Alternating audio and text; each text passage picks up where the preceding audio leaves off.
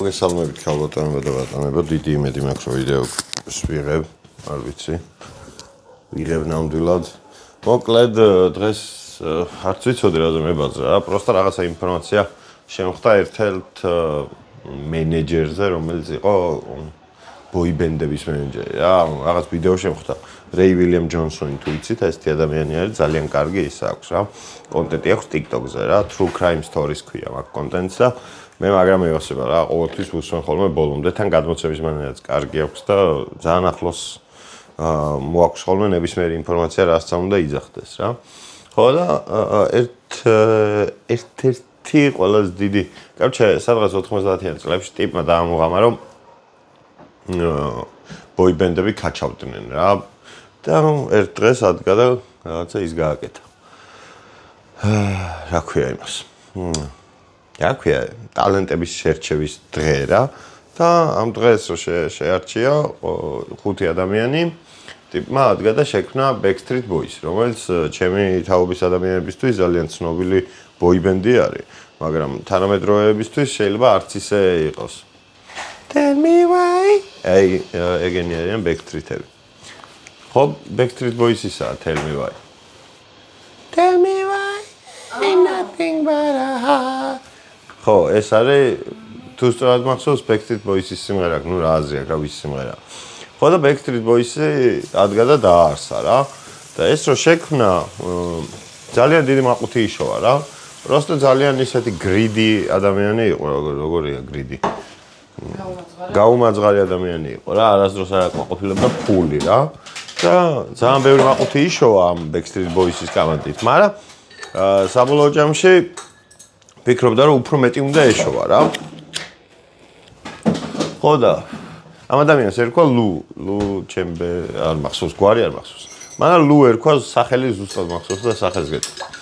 короче, რო დაამუღამა რომ Backstreet Boys-ის მაგამაყუთ შოულობდა, ადგა და ჩუმად რა კამანდაც ყავდა მიყვანილი Backstreet Boys-ზე, ვინც ამუშავა, თუნდაც ისინი რა, მაკიაჟის ტიპები, სცენარისტები, სონგრაითერები და ეგენი, ყველა ადგა და წაიყვანა და მეორე პროექტი ამათგან ან Backstreet Boys-ისგან ჩუმად დაიწყო ამ მეორე პროექტის გაკეთება.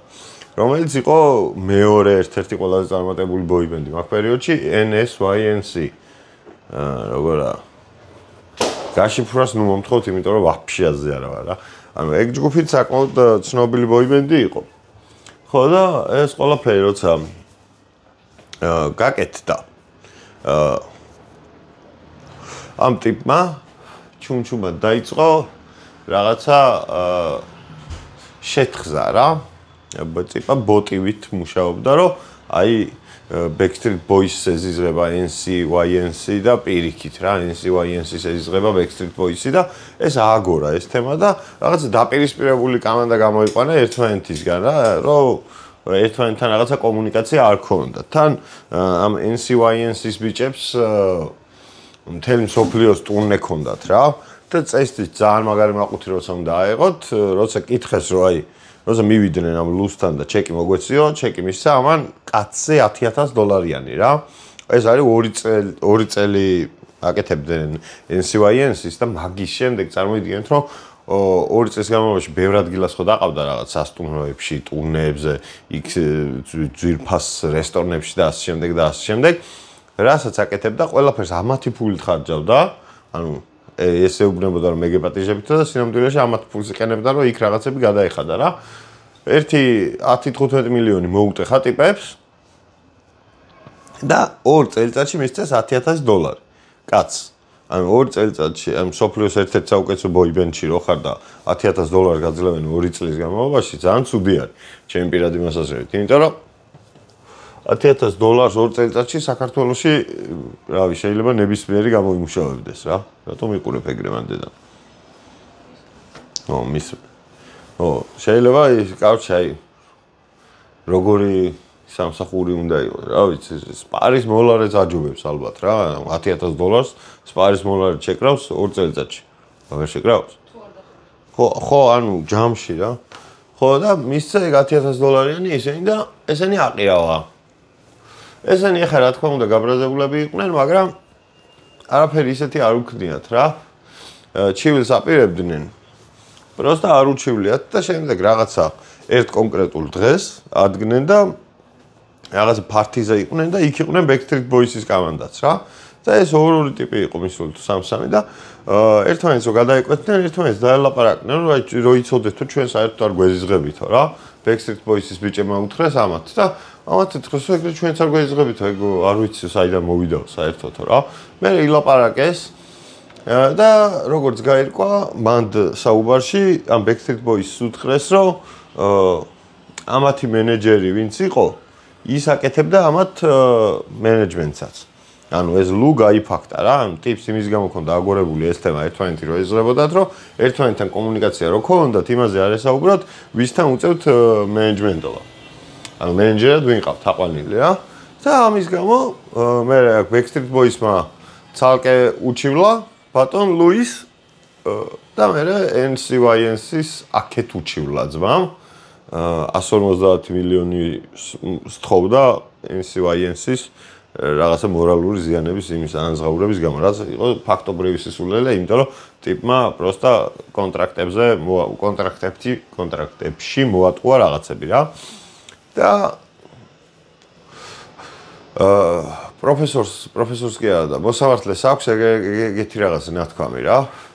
რომ რატო ატყუებდითო ამ 5 წევრსო მოსამართლე ეკითხება ამ ლუს რა და ლუ იძახის რომ მე თვითონო NCYNC-ის მე-6 წევრი ვარ და მაგიტოო და მოსამართლემ უთხრა რომ ჩემ შვილს აქვსო NCYNC-ის პოსტერი თავის ოთახში გაკრული და იქ თქვენ არ მინახიხართო რა და გაამტყუნეს ეს ლუ გაამტყუნეს გააჯმევინა Backstreet Boys-მაც გააგრძელეს თავის კარიერა და ბევრს მიაღწიეს მერე იქ NCYNC-მაც გააგრძელა თავის კარიერა და იმათაც საკმაოდ ბევრს მიაღწიეს და